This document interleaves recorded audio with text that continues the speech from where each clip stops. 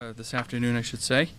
Obviously, we want to begin today with the incredibly sad news that a lot of us received last night. As announced last night, House Speaker Dick Hinch did pass away very unexpectedly yesterday. And we can obviously all appreciate the sadness that his wife and Pat and his children have to feel today. Dick was an incredibly close friend, not just of mine, but a lot of folks across the state. I think he was a close friend of probably a lot of folks in this room, a tireless leader, an incredible advocate for his community, and he will without a doubt be very, very sorely missed. Earlier this afternoon, the Attorney General's office did announce that the Speaker Hinch's cause of death was from COVID-19, and really just a stark reminder, unfortunately, that this virus really doesn't care if you're in a long-term care facility or if you're an elected official. No one is immune. It's spreading in our communities. It doesn't just affect the elderly, it affects everyone, everywhere, and we have to stay vigilant, and not only for ourselves, but especially for those that we may come in contact with, whether they be our family, our coworkers, whatever the situation might be. We all hold that responsibility and have to maintain it. As much as COVID fatigue is setting in with a lot of folks, now more than ever, especially given the time of year that we're in. We know that a vaccine is on the way, but we just really can't take our foot off the pedal. We got to stay vigilant. It really can have drastically negative effects, as unfortunately we all saw yesterday.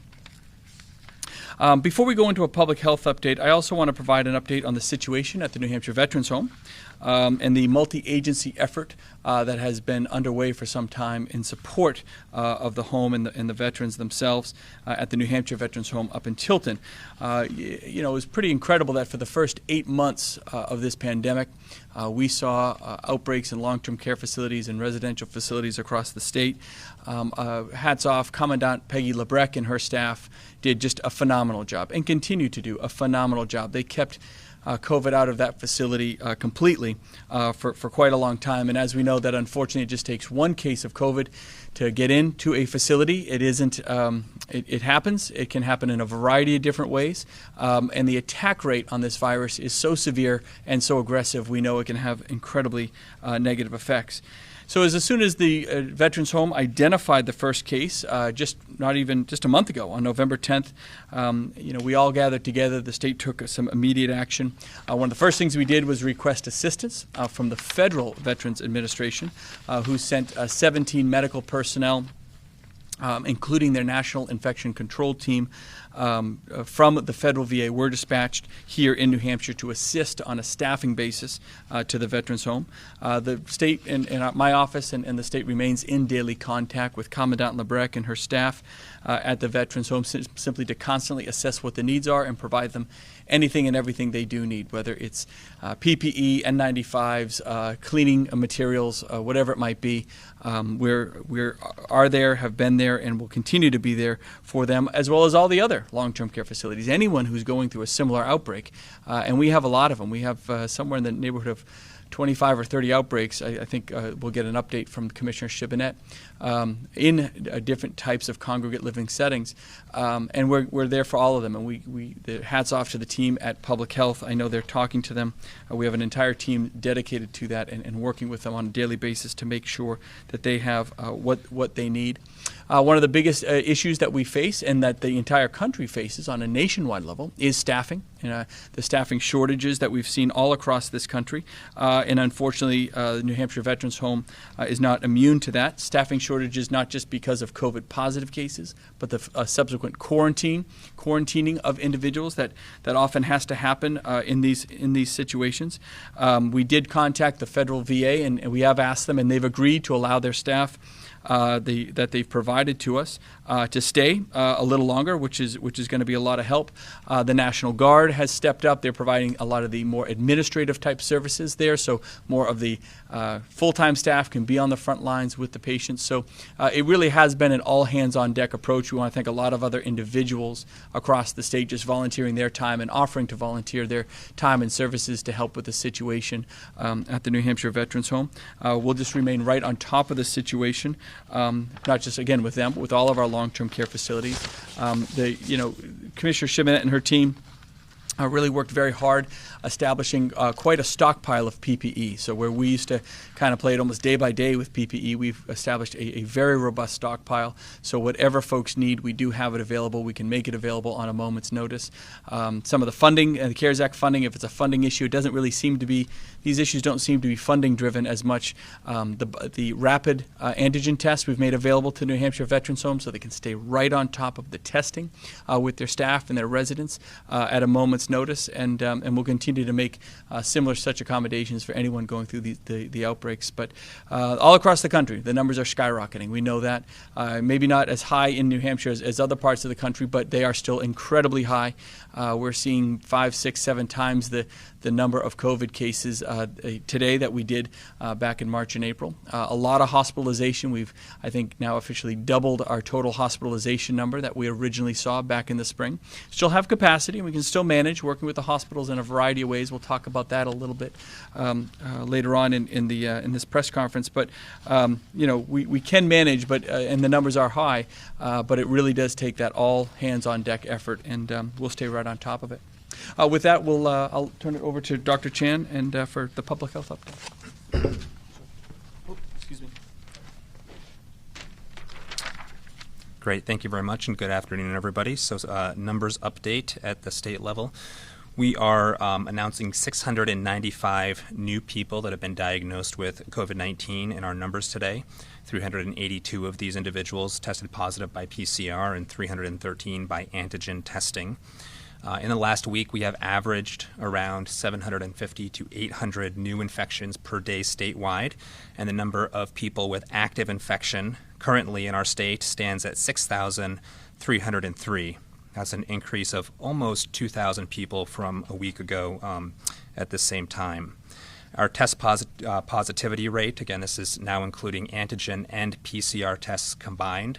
The overall test positivity rate is averaging about 9%. Again, that's up from a week ago when we were at around 7%. So the testing data is demonstrating increasing community transmission. And as the governor alluded to, we currently are at 248 people currently hospitalized statewide. That also is substantially up from a week ago. And then sadly, 14 new people that have died from COVID-19 in the state, 13 of whom are associated with long-term care facilities. This brings the total number of people that have died in New Hampshire during this pandemic to 584 individuals.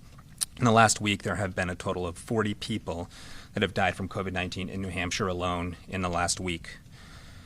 So we know that community transmission continues to increase, and without a high level of compliance for mask use, social distancing, avoiding social gatherings, avoiding travel, especially around the holidays, the rates of infection and spread within our communities will likely increase.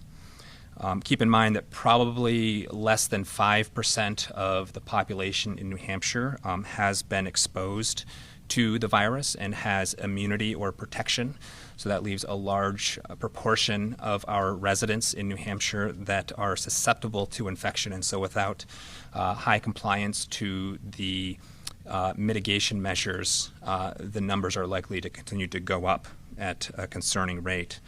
And when community transmission is so high, we know that that puts our long-term care facilities, our businesses, our schools at risk for introduction and spread of COVID-19. And so it continues to be the collective responsibility of individuals, businesses, communities to protect our institutions and to protect the vulnerable individuals in our state.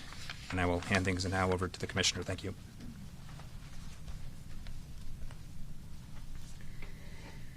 Thank you and good afternoon. Today we are announcing for a long-term care update. We have 3 outbreaks to close: Mount Prospect Academy, St. Teresa's, and Woodlawn Care Center, all closing their outbreak status. We have 14 new outbreaks to announce today. The Corville at Bedford, Carlisle Place, Crestwood Center in Milford, the New Hampshire State Prison, the Men's State Prison, the Elms Center in Milford, Epsom Healthcare in Epsom, Evergreen Place in Manchester, Hackett Hill in Manchester, the Inn at Fairview in Hudson, Lakes Region Community Services Fairview Home in Laconia, Merrimack County Nursing Home in Boscawen, Pines of Newmarket, Pleasant View Nursing Home, Riverside Rest Home, and Ward Health and Rehabilitation Home. So those are all new long-term care or congregate living outbreaks, and we will release our regular chart each week with the number of cases rather than go through every individual. That's all I have. Thank you. Thank you, Commissioner. Two more items, and then we can open up for questions. One, again, is just a little bit of a reiteration on hospital capacity. Hospital capacity continues to be a driver in terms of what focuses our efforts. We always want to make sure that we're having capacity in our healthcare system, creating capacity when we can. Working with the hospitals especially has been, I think, very fruitful over the past couple weeks. Commissioner Cheminette and her team have been on really almost a day-to-day basis with a lot of these hospitals and the Hospital Association as a whole. Our message to them and our partnership with them has been very clear, and whatever they can do to help manage some of the capacity issues that are tighter in the southern part of the state, maybe utilizing some of the beds with other hospitals in the northern part of the state. And we just want to thank them. We just know a lot of hospitals are working together on this overall capacity solution, which we think is great. Some hospitals have started to pull back a little bit on some of their elective surgeries and procedures we've heard over the past week. And we commend them for doing that. That's a tough decision, but a decision that definitely has to be made. And we obviously stand at the ready at the state level to open up any of our surge facilities. We have 5 locations we could open up within about 48 hours if we really needed to, from the southern tier all the way up to Littleton, out to Keene. So we do have that opportunity working with the men and women of the National Guard to open up those surge facilities. Luckily, we're not there yet, but we do stand at the ready in case the surge into our hospital system were to deem it necessary. And then finally, obviously, I just want to touch upon the vaccine, a very large rollout. The initial rollout of the vaccine, we anticipate receiving just over 12,000 doses in our first weekly shipment. That's expected to arrive in the coming days, very likely within the week, if not sooner.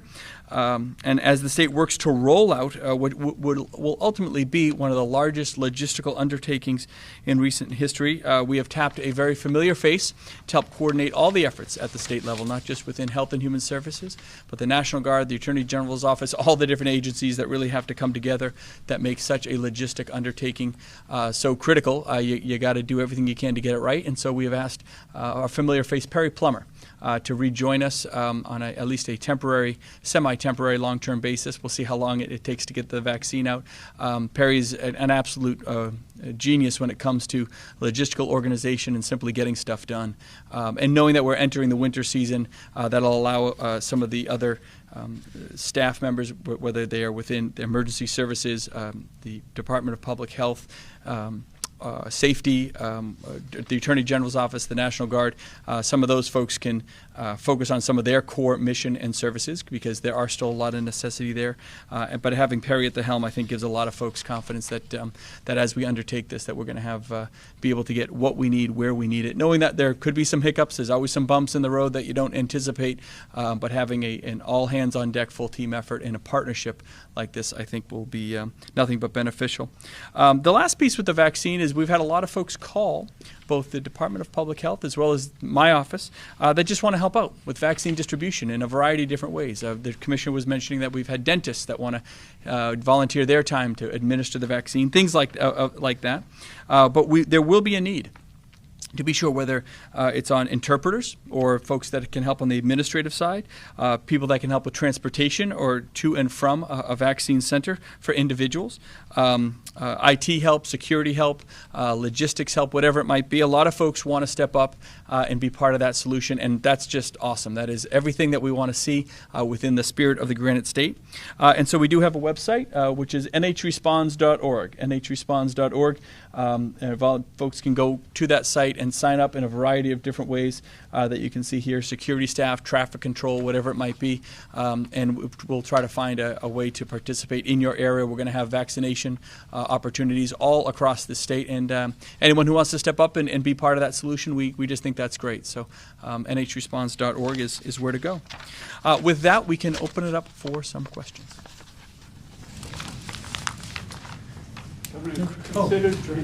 If you consider any kind of outside review of what happened at the New Hampshire Veterans Home, and at any point, I know you've had staff step in, but at any point, did you consider relocating any of the patients to other facilities to provide more safe care for them, or was that even?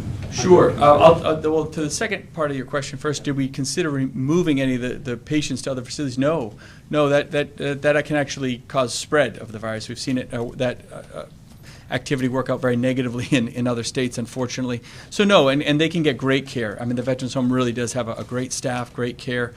They have what they need, and if they need anything, Peggy just picks up the phone and calls and asks, and she has it. So no, we didn't consider moving any of the patients. They have what they call neighborhoods. It's like their wings, if you will.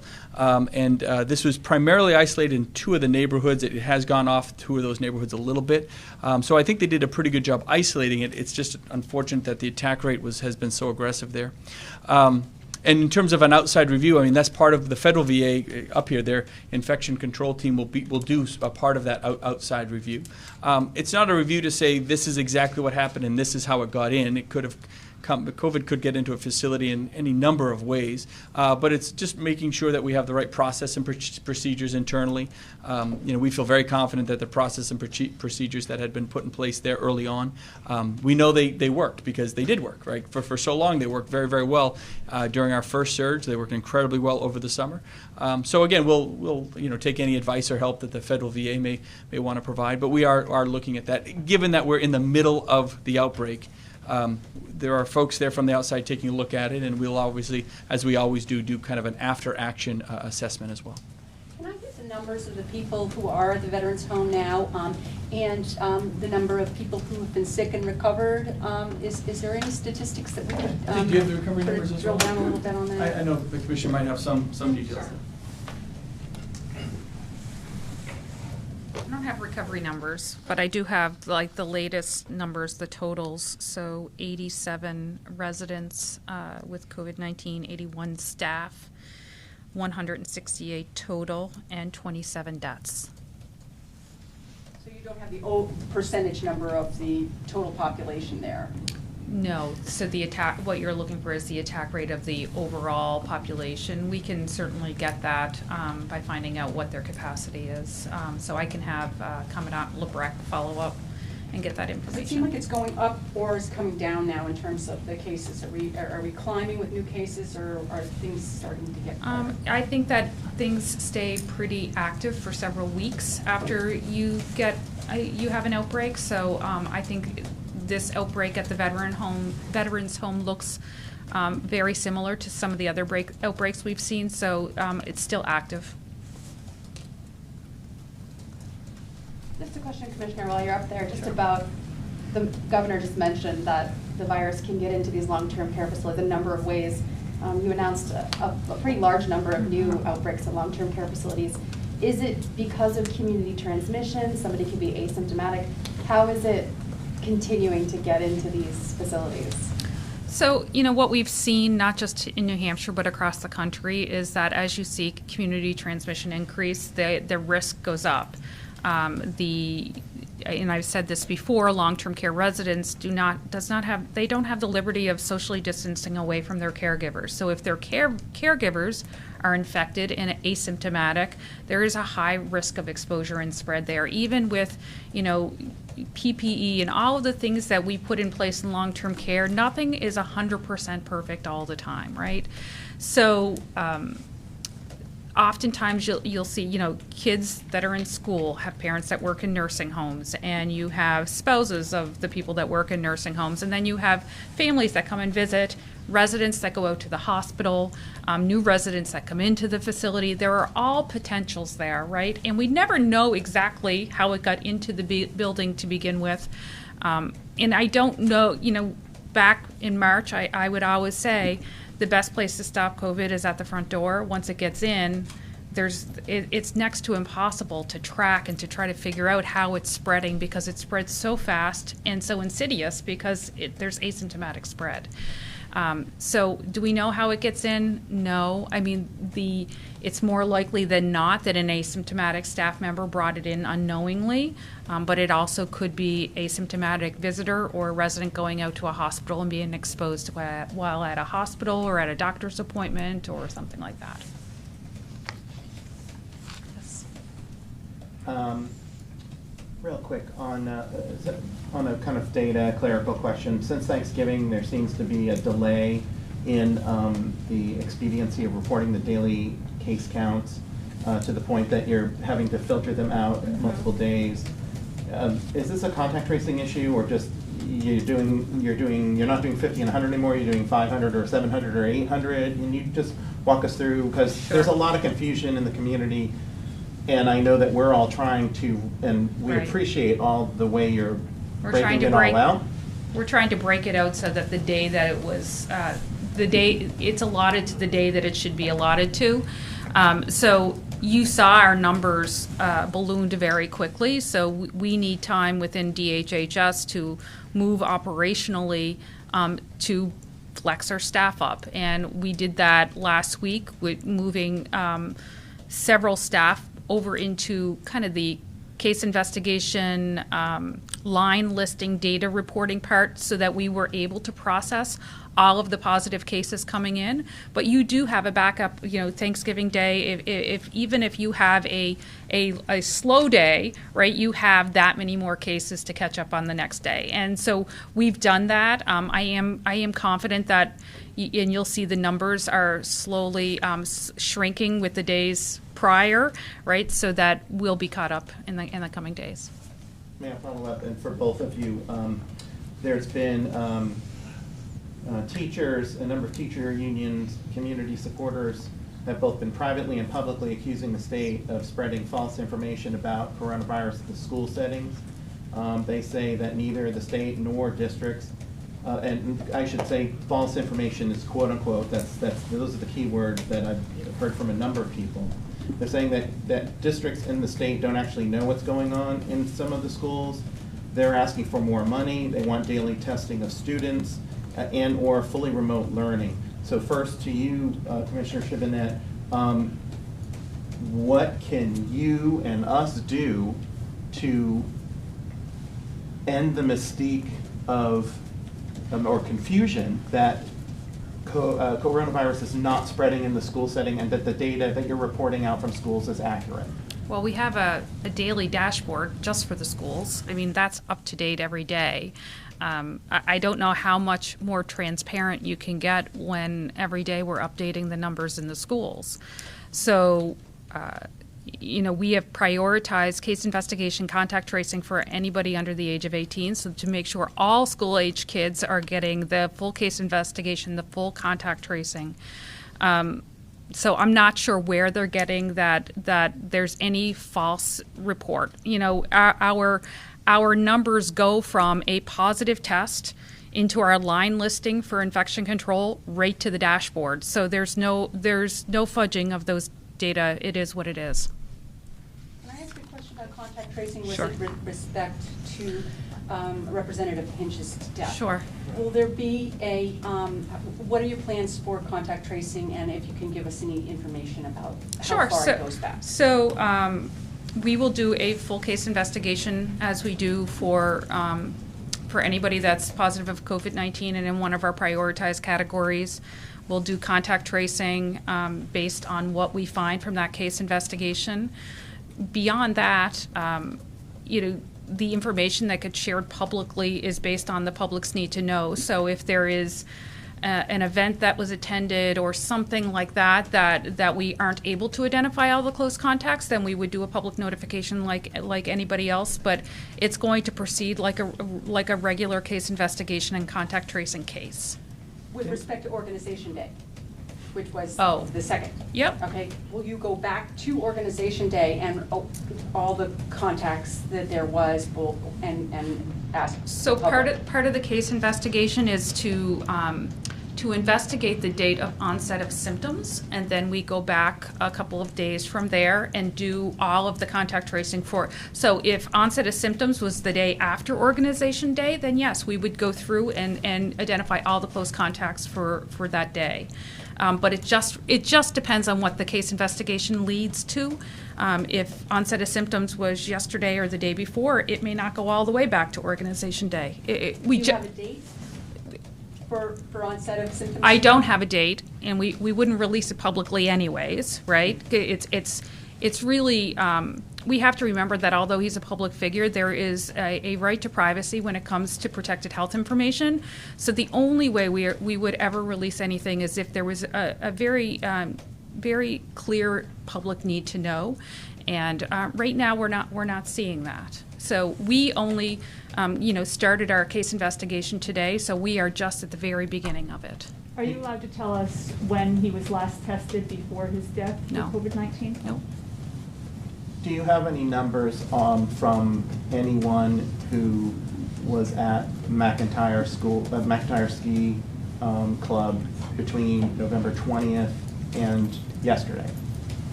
No. Okay. Along those lines, Governor, how concerned are you, a member of your staff tested positive, you put that out earlier, and now we see Speaker Hinch. How concerned are you that COVID-19 is throughout state government? Are you concerned about that at all? Well, the issue with my staff member and Speaker Hinch are two very separate incidents, to be sure. We're always concerned. I mean, one thing that we're trying to emphasize today is everyone should be concerned, whether it's in the workplace at the State House or workplace at Administrative Services or workplace at Fred's Flower Shop. Everyone should be concerned that this has a very aggressive attack rate. It can be very asymptomatic. If anyone has any thoughts, go get a test. Everyone has the ability to go get tested, and if your symptoms are severe, go to the hospital, go to the doctor. So it isn't just about state government at all. I unfortunately, Dick's passing is I think a real, as tragic as it is, as heartbroken as we all are, it really is a warning sign that we are far from over this. And just because you're not in a long-term care facility, just because you're not elderly and infirm, does not mean you are not just by any means immune from COVID, but it can have very, very severe repercussions very, very quickly. We know that Republicans have to get together at the ski lodge. Should they be doing anything different? Will there be any sort of different precautions taken now in the future that you want to see? Well, with any of the events, whether it was the caucus or the organization day or individual meetings or whatever it is, anyone that may have come in contact with anyone known to have COVID or they have any concerns, I think folks should definitely go get tested. If they had close contact, if they couldn't socially distance for some reason, if they weren't wearing a mask or for whatever reason, whatever it might be, folks need to take those precautions very seriously. And so it's not just that one event. It's not just Dick's situation. It really is a global message that we're really trying to emphasize here. So yeah, if anyone was involved there and anyone thinks they may have been in contact specifically with Speaker Hinch, then of course they should monitor potential symptoms and likely get a test. Do you think state leaders need to do anything else? Do you think the State House is taking all the proper precautions or anything needs to change? So I spoke with Senator Morse earlier today. He was proactively reaching out to Dr. Ballard at the Division of Public Health and talking about what additional precautions they may take to ensure a safe and healthy workplace within their offices, both in the Speaker's office, the Senate offices, making sure that if folks wanted to work remotely, they could do that, making sure they were making appropriate accommodations, as most employers, I think, around the state, not just within state government, but otherwise are doing. So I commend them. I think Senator Morrison, working with Sherm Packard on the House side, we're doing a very good job of saying, okay, what flexibilities do we have to provide? How do we do it? What's the safest way to do it? And working with the experts to making sure it's done right. Can I follow back on the school question? Sure. You have put a lot of trust in your officials and you commended them. They appear to be doing a good job. Can you speak to some of the teacher concerns and whether or not you trust what you're seeing for data and everything else?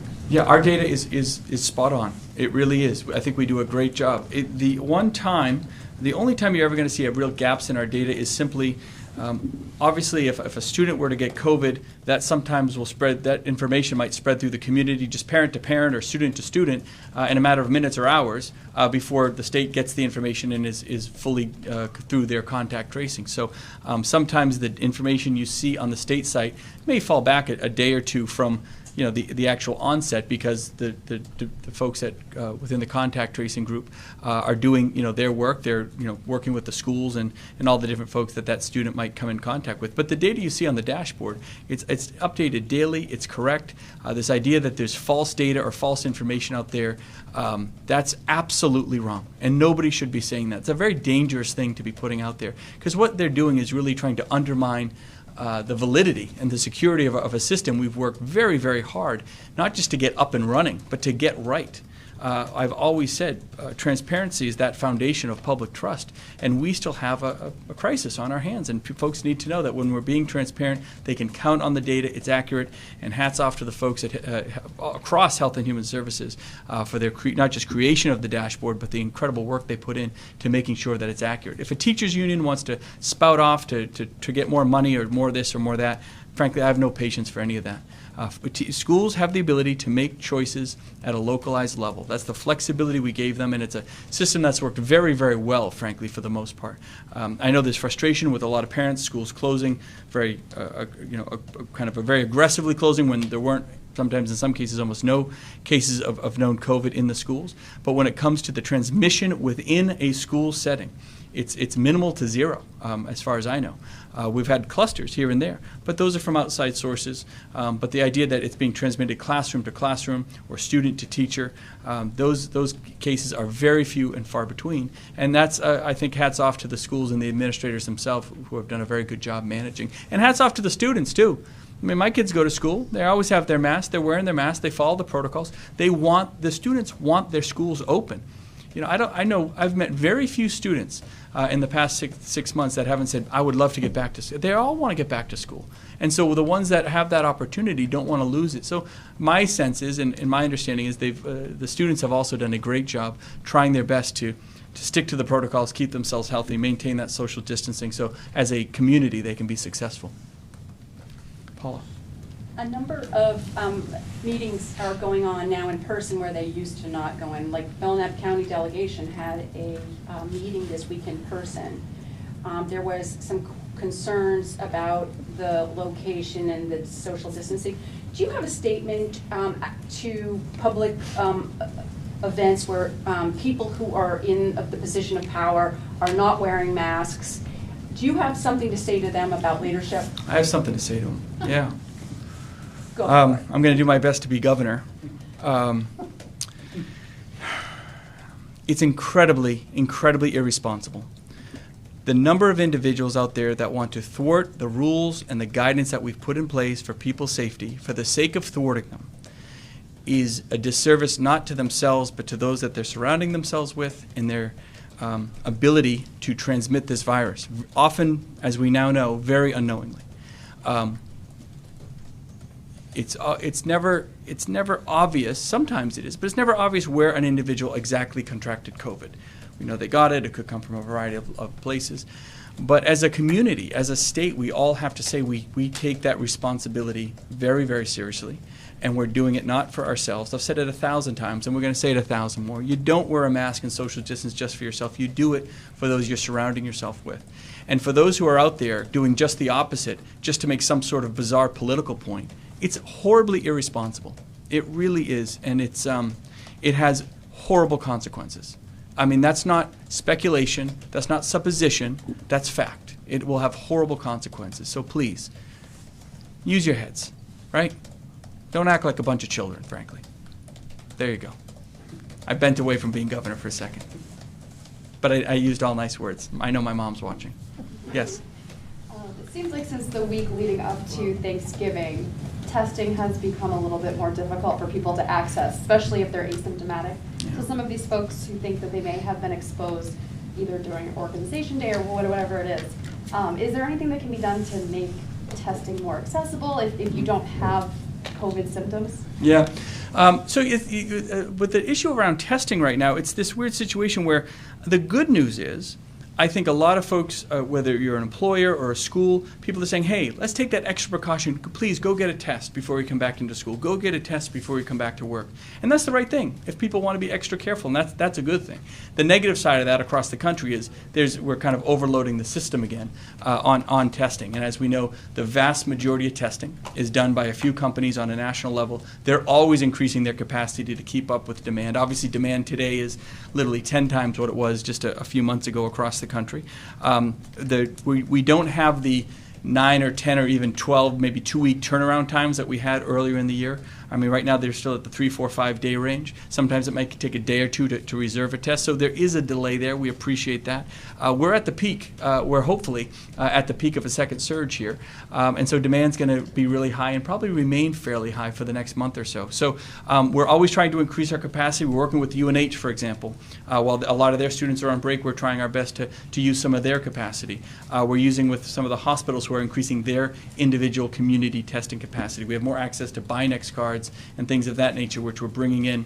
We're encouraging folks to use them, both symptomatic and asymptomatic when the case calls for it. So we're always increasing the ability and the accessibility of testing. It's just, I mean, in the past few weeks, the demand has gone just absolutely through the roof. Now, I mean, if you just want to go to Massachusetts for some reason, you got to get a test, or if they're traveling up here, they might have to get a test just to go back, or Vermont, same situation there.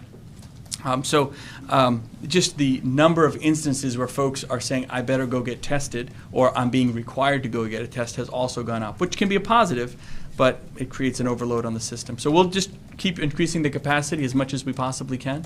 We're always ordering new devices, new machines, new testing materials. The good news is that the testing materials are there. We're not, really turning people away from testing sites, saying, sorry, you guys can't be tested today. We're only testing you guys. We're really still maintaining an openness to, if you want a test, you should be going and getting a test. I think we have some questions on the phone. Yes, Governor, we do. And next question comes from Kathy McCormick with the Associated Press. Kathy, please go ahead with your question. Hi, thank you. I have 2 questions.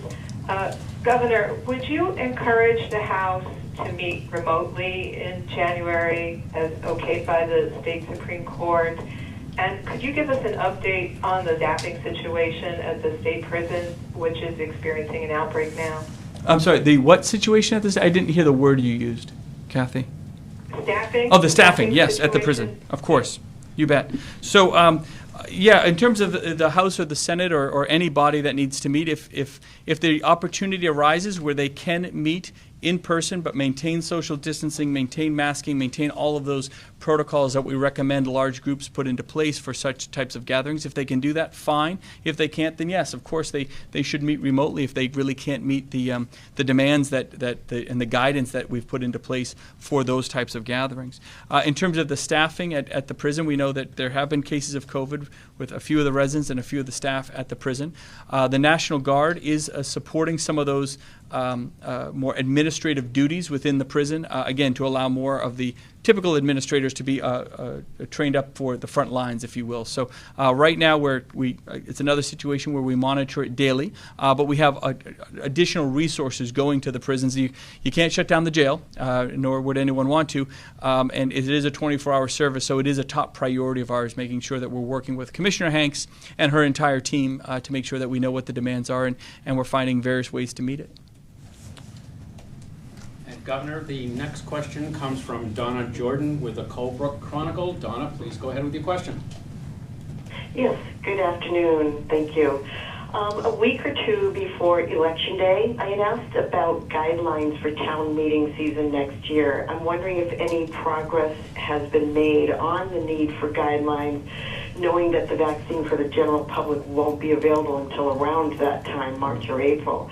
Towns around here are beginning to advertise for town meeting season and are including their dates and times for their meetings, and they're moving forward as if it's going to take place as normal. My second question is, will the 12,000 vaccines that you're anticipating in the next week roll out immediately statewide to all healthcare providers literally on the same day? Will it roll out over a time frame, for example, from the southern part of the state to the northern part of the state? Of the 12,000, is it really 6,000 doses with 6,000 boosters? And how many healthcare workers does that really reach in the state in that first batch? And my last question is, are you following a newly created border committee that is creating recommendations for reopening the border? It's created by the Canada Institute at the Wilson Center in Washington, D.C. It's not something I'm familiar with. I think I looked some more up on it. But it includes former Quebec Premier Jean Charest, a few others. And they apparently have a timeline to present their recommendations sometime in March to both the Canadian and U.S. governments. And it would probably include, in order to do a land crossing into Canada or into the States, you'd have to have a testing or the vaccine, things of that nature. Thank you. Sure. So a lot there. I will do my best on the town meeting. Number one, on the town meeting guidelines. I know a lot of towns, I'm in one of them, small town, making sure that the guidelines are set, and the dates do need to be set fairly soon. There are a lot of towns that are changing the location so they can, again, maintain social distancing, masking, all the provisions that we require of such a gathering. And if they can do that safely and within our guidelines, it's in their purview to do so. We did make stipulations as part of our emergency orders to allow various opportunities for remote access for different types of town meeting. What we'll do is I'll have the Attorney General put some bullets together for you, just kind of a summary of where we are. I don't know if they're working on any active changes to what we've already put into place, but we'll make sure that we try to get something. To be honest, something I had not looked at in the past couple of weeks, but the Attorney General's office and really oversees that along with the Secretary of State, and we'll have them put something together. In terms of the 12,000 doses we plan to get this coming week, those are 12,000 individuals. So it's not 6,000 and then they get repeated. When we say 12,000 or 20,000 coming in a week, that counts for those individuals. Those 12,000, and again, the Commissioner can correct me if I'm wrong, but the Phase 1A of our vaccine distribution is much greater than 12,000. So it's going to take quite a few weeks to get through those areas, the highest and most vulnerable populations, and the areas of the individuals of highest need, including many of our frontline healthcare workers. And so, no, it won't be able to cover all. I think one of your questions was, will it cover all the healthcare workers in the first batch? No, unfortunately not. It'll just kind of be dispersed amongst the areas of highest need and then go from there. And then finally, on the border committee, I've heard about this border committee. I don't know a whole lot about it. I literally just heard about it within the last 48 hours. So we're kind of looking into what it is, who's participating, what it might look like. We do know that there will be a public comment period and an opportunity for either the state or local governments along the border to add their comments and concerns over what this might look like. And at a minimum, we'll participate in that fashion. But we really, to be honest, don't know a whole lot about it at this point in time. Did you want to add, was there anything else to add on the Phase 1? Okay. Believe it or not, I think I answered it fairly correct. Thank you. Governor, the next question comes from Rick Green from the Laconia Daily Sun. Rick, please go ahead with your question. Governor, you described the Republican caucus as horribly managed and the Belknap County delegation meeting as incredibly irresponsible. But do you think the state has any responsibility at all for requiring that the mask mandate is adhered to in such cases, or for ensuring public meetings have a remote option, or is that strictly voluntary and on the honor system? Well, again, we treat any of those gatherings like any others. We don't, just because a gathering is of public officials or a gathering is of this work group or whatever it is, we have guidance in place that stipulates mask requirements at those gatherings. We have a statewide mask mandate. We have social distancing requirements for those types of gatherings as well. And we expect everyone to adhere to them. The state is not in a position to send out, nor would we want to, law enforcement to every public gathering or every gathering of individuals that happens across the state. There are literally thousands of them every day, and we expect folks to adhere to it.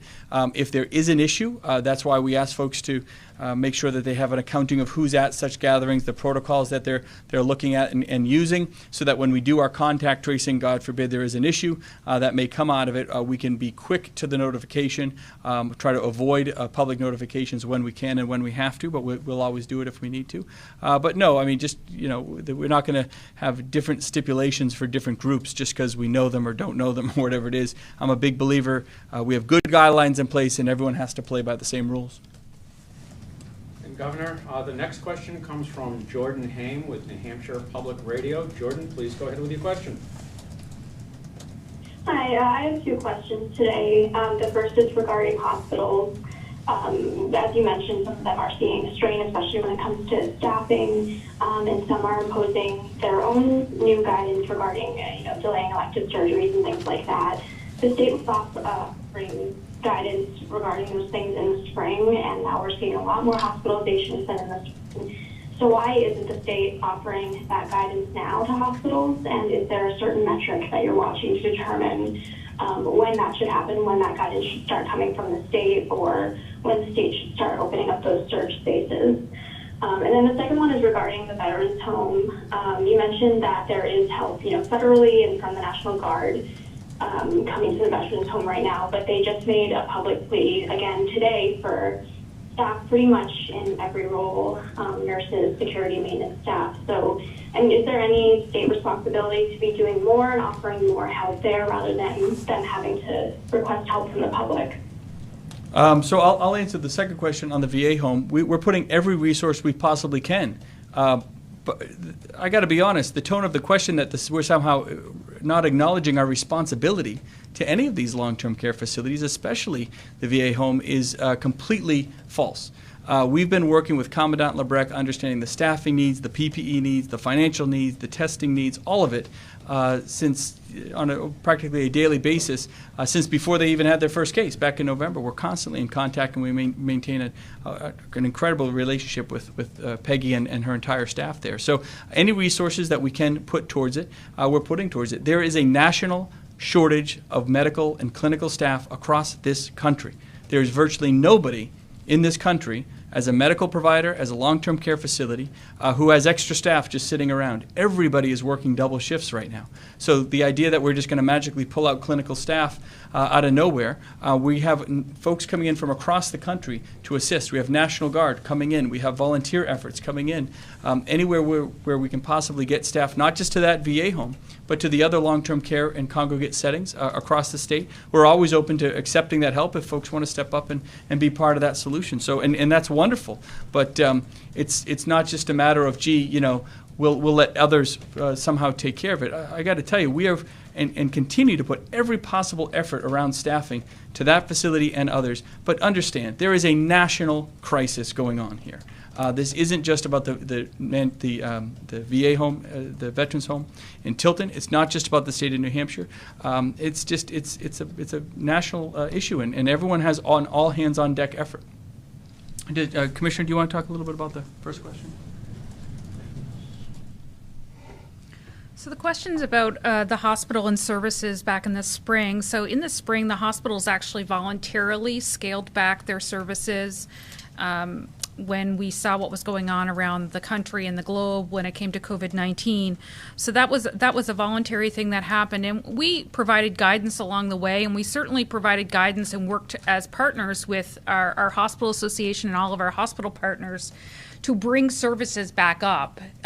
We had very much a vested interest in making sure that as we brought services back up, that we didn't overwhelm any healthcare system. So we worked with them more on the scaling back up of services. So right now, we have formal huddles twice a week with the hospitals on capacity, but like the governor has mentioned, we have pretty much daily contact, especially with those that are stressed.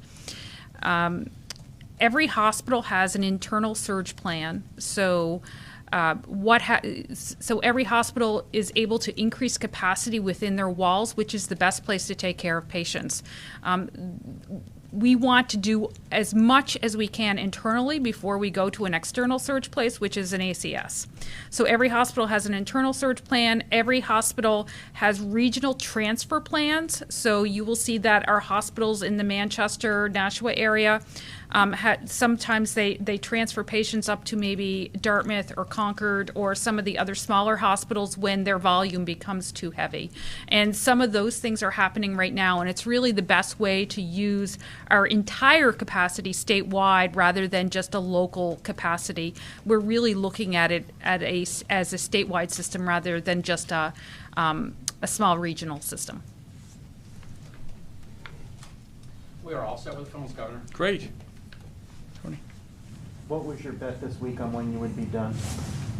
On when I would be done? Oh, 3:50. We're a little under. I figured this might be a long one. Kev? Governor, there's, at least nationally, there seems to be some anxiety about the vaccine. It's being developed quickly. Some persons of color have concerns. Given our past vaccination rate, how confident are you that we're going to get a robust response from the public about this? And I wonder if Dr. Chan could talk to us a little bit about how do you declare a success in terms of vaccination? Is it 70%? Is it 80%? Is it where you know what I'm asking? Yeah, in other words, I think so. Thank you. Yeah. So I'm glad I get to answer one question before we end the press conference. So we have every confidence in the vaccine process. The vaccine is not being unsafely rushed out, right? The reason why we are getting a COVID-19 vaccine or vaccines in record time is because the federal government has funded production of the vaccine while they studied the vaccine for safety and efficacy. And where the vaccines are right now, they're going through the necessary and appropriate standard regulatory processes to make sure that they're both safe and effective. And so we have every confidence in the process. We know that the FDA is not cutting corners in their review of these vaccines. In fact, today, I believe the meeting is going on or is just ending.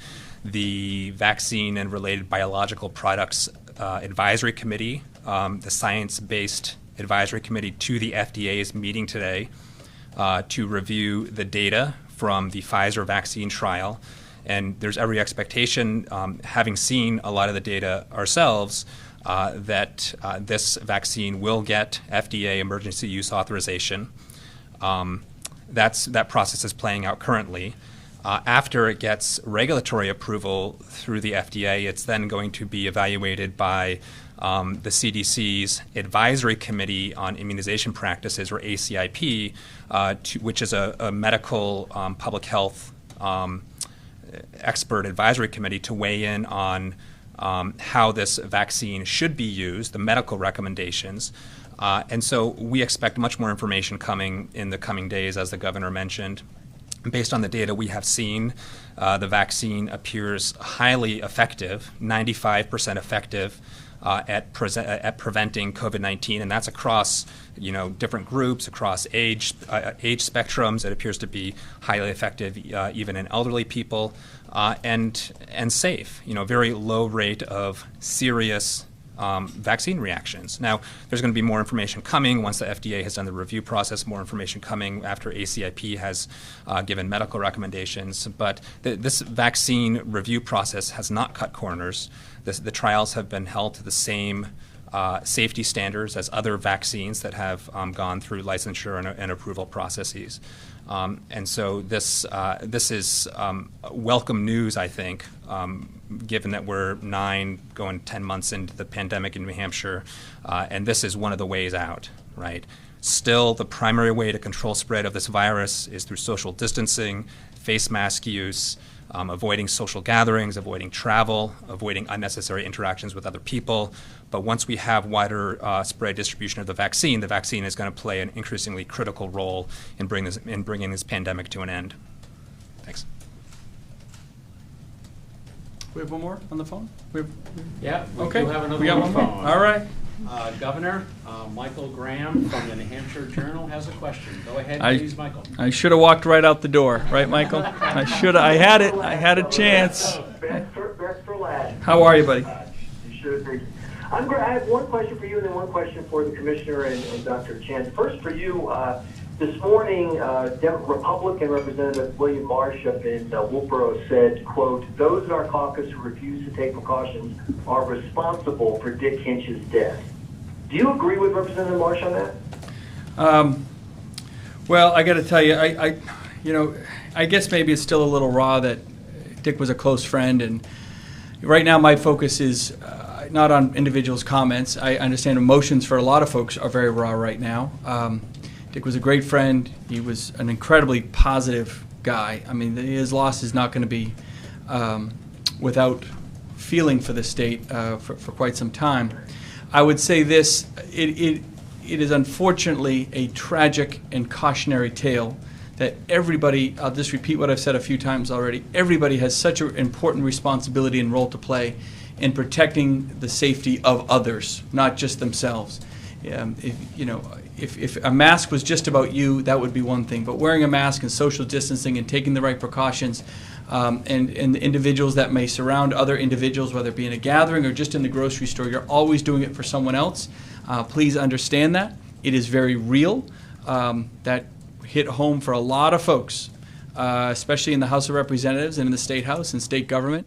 A lot of folks that knew Dick, it hit home really hard in the past 24 hours. So I do appreciate that emotions can be very raw right now. I think there's a bigger message and a bigger picture that I think we have to see and take away from it, and that's this is still very serious and will be for quite some time.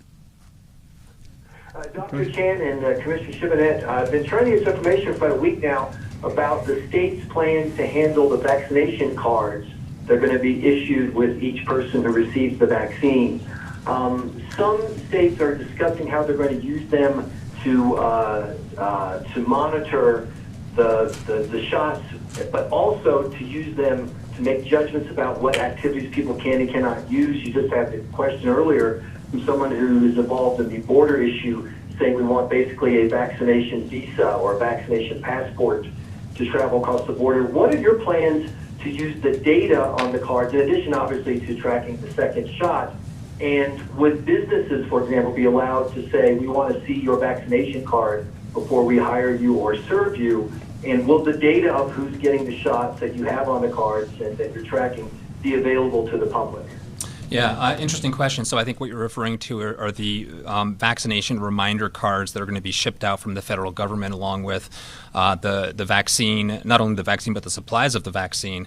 I just want to be clear that the purpose of those cards is for the person who's getting vaccinated, for them to have a record of when they received their first vaccine, the date they received their first vaccine, what manufacturer who the manufacturer was of the vaccine they received, so that they can be appropriately informed for when they should get the second dose of the vaccine. Right. So keep in mind that the Pfizer vaccine is a two-dose series separated by the Pfizer and the Moderna vaccines are both two-dose series separated by 3 to 4 weeks apart.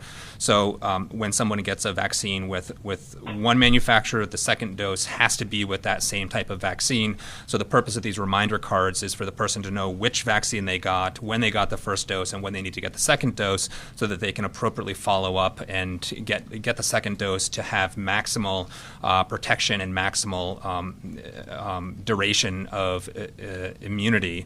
These cards are for the individual, the personal use. They are not something that the state is going to be taking or using or monitoring. They're personal identification cards to inform the person of which vaccine they got and when. I'm sorry, doctor, are you saying you're not going to be monitoring whether people have come in for their second shot? You're not going to track that data? No, so certainly there will be tracking of data. You had asked about the cards that were coming with the vaccine, and I was explaining the purpose of those cards is for personal use. The question about and that's all they're going to be used for. They're not going to be used by the state for any other purposes, nor the data on them for any other purposes. So there are systems being put in place at a state and federal level for monitoring distribution of vaccine and who gets one dose and when they need to come back for the second dose. That system is going to be a vaccine management system and will be used by the state, and will be used by the state to monitor who gets the vaccine. That system, when someone enrolls in it for vaccination, will get an automatic reminder for when they need to come back and get a second dose of the vaccine. So that vaccine management system is an electronic system that will be used to monitor vaccination and remind people when to come back for a second dose automatically, electronically. But the cards that you were asking about, the paper cards, are meant for personal use and reminder for when someone needs to get a second dose. Thanks. Real quick follow-up on that. Wouldn't that be protected under HIPAA if anybody gets the vaccine, A? And B, do we have any other vaccination information? Flu shots are not public for employers or for public records or us. You guys go above and beyond to protect the privacy of people. Are any of those things covered under this? So sort of just to be clear, there is a new state vaccine registry separate from the COVID situation that is being designed. Is it up and running yet? I think it's in process. Any day. Any day. It is up and running almost any day. But that's more of a global issue. We're the last state, I believe, to come into compliance with a vaccination registry. Second is a whole separate secondary system, again, to it. And I think to Michael's question a little bit, maybe this helps the answer. The registry is designed to see who has it, not who doesn't. Think of it that way. Because whoever got that first shot, we want to make sure they get their second. But it isn't for the governments to say, well, all these people didn't take it, so we're not looking to mandate it or anything like that. I know there's a lot of trepidation about the idea of mandating vaccines. I'll just keep saying it, we are not at a state level mandating this vaccine, and that's not our intention. So it's really just, as Dr. Chan, I think, did a good job explaining of for the state to know and providers to know who's gotten their first shot, to make sure folks are coming back in. You got to get the second shot, and we want to make sure everyone's doing that. It's not like if you get one shot, it'll work half as good and you're okay. It's not how it works. You got to come in and get the second shot for it to fully be boosted to the level it needs to be for protection. But just to be clear, all of those things are private. Yes.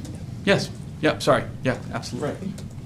Yeah. It isn't like you can go on a public website and see that your neighbor got the vaccine or something like that. No. Okay. All right. Well, thank you all very much. We appreciate everyone's patience and time. We will be back next week, hopefully with some more information about the vaccine, which should be hitting the ground shortly here in the state of New Hampshire. Thank you all very much.